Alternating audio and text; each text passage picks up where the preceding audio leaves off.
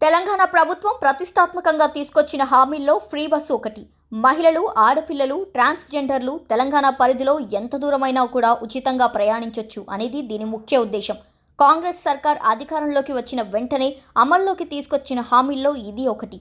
అయితే ఇప్పుడు ఈ స్కీమ్ మీద కామారెడ్డి ఎమ్మెల్యే వెంకటరమణారెడ్డి కీలక వ్యాఖ్యలు చేశారు.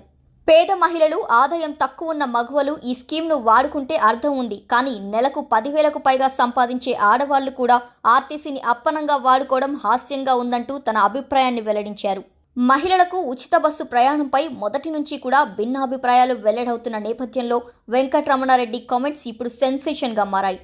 నెలకు 10,000 సంపాదిస్తున్న ఆడవారు కూడా ఫ్రీ బస్సు వాడుకుంటున్నారంటే వాళ్ళు బిచ్చగాళ్లతో సమానం అని సెన్సేషన్ కామెంట్స్ చేశారు.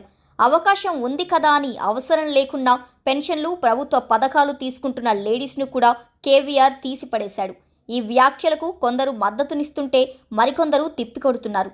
నెలకు 2.5 లక్షలు తీసుకునే మీకు ప్రభుత్వం అందించే ఫ్రీ కార్లు, క్వార్టర్స్ ఎందుకు అంటూ నిరసన తెలిపారు.